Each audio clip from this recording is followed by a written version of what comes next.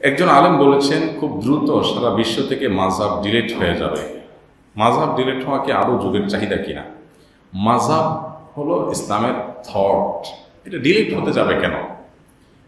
এটা ডিলিট হয়ে যাবে এই ভবিষ্যৎবাণী করারই বা তার কি সুযোগ আছে তার হাতে আদৌ? এটা সন্দেহাতীতভাবে এরকম দিকেও বলে থাকেন তাহলে এটা অবশ্যই ভুল কথা। আল্লাহ আমাদেরকে হেদায়েত দান করুন। এরকম কথা বলার কোনো কারণ নেই।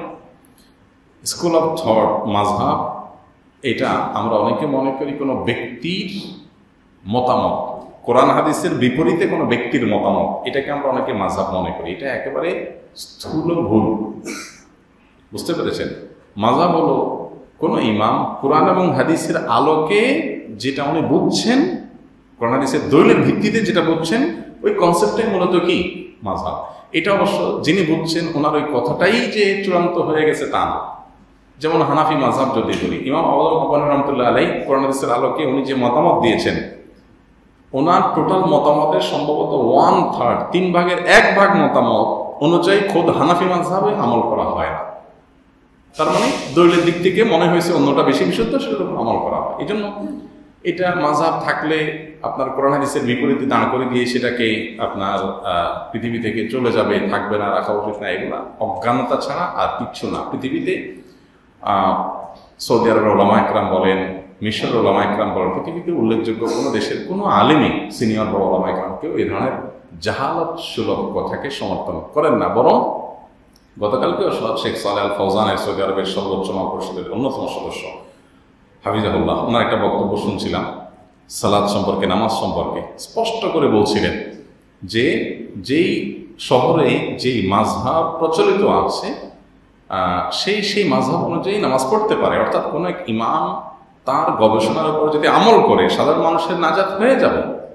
হ্যাঁ, কারণ দলিলের ধার বিবেচনা করার ক্ষমতা আছে, তিনি দলিলের ধার বিবেচনা করতে পারেন, দলিল বিবেচনা করে তিনি আমল করেন, সেটা তার জন্য জায়েজ হতে পারে যদি তিনি সেই দরজার হন বা সেই সুযোগ যদি তার হাতে থাকে। কিন্তু মাযহাবকে ডিলিট করে দিতে হবে, বিদায় করে দিতে হবে, এই কথা কোনো জ্ঞানী মানুষের কথা না। পৃথিবীর কোনো দেশেরই কোনো জ্ঞানী মানুষ এরকম কথা বলেননি। সৌদি আরবের একজন বড় আলিম কিতাব তাওহীদের সম্ভবত ব্যাখ্যা, ওনার একটা এবারত আমার মনে পড়ে, ওনার একটা কথা, সেটা হলো যে ওয়ালাইসাত তামাযহুবু বিআহাদিল মাযাহিবিল আরবাআতি আইবুন ইউআবু বিহি।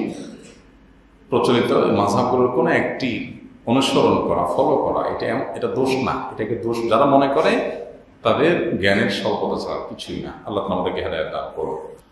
আমার শ্যালক আসন্ন এইচএসসি পরীক্ষার্থী, সে মেধাবী ছাত্র, কিন্তু ইদানিং পড়াশোনা বন্ধ করে দিয়েছে। কারণ জিজ্ঞাসা করলে সে বলে তার প্রস্তুতি ভালো না, এবার পরীক্ষা অংশগ্রহণ করবে না, আগামীবার ভালোভাবে প্রস্তুতি নিয়ে পরীক্ষা দিবে। সে এখন শুয়ে বসে অলস সময় কাটায়। তাকে অনেকভাবে বোঝানোর চেষ্টা করা হলো, সে উল্টা মেজাজ দেখায় এবং বাড়ি থেকে বের হয়ে যাবে বলে।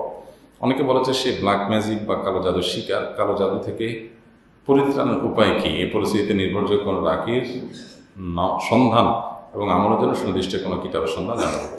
দেখুন, সোশ্যাল মিডিয়াতে অনেকগুলো প্ল্যাটফর্ম পাওয়া যায়, ফেসবুক ইত্যাদিতে, রুকিয়া সাপোর্ট গ্রুপ, এই সমস্ত গ্রুপগুলোতে অনেক পরামর্শ পাবেন এবং রাকিদের তথ্য পাবেন। সেখান থেকে আপনি অবশ্যই নির্ভরযোগ্য রাকি যারা শুধু কোরআন হাদিসের আয়াত পড়ে ঝাড়ফুঁক করে বা সুন্নাহ সম্মত পদ্ধতিতে ঝাড়ফুঁক করে, শুধু তাদেরকে আপনি অনুসরণ করতে পারেন।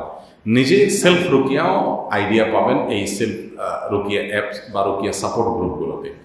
অতএব সেগুলো শরণাপন্ন হতে পারেন। এছাড়া নিজের আশেপাশে পরিচিত কোনো রাখি সন্ধান আপনি আশপাশে আলেম ওলামা ইমামদের সাথে যোগাযোগ করে নিতে পারেন। তবে তিনি যেন সুন্নাহ সম্মত ঝাড়ফুঁক করেন, কোরআন হাদিসের আয়াত দিয়ে, দোয়া দিয়ে শুধু ঝাড়ফুঁক করেন, এটা আপনাকে মাথায় রাখতে হবে। কোনো মন্ত্র যেন না পড়েন, এটা খেয়াল রাখতে হবে।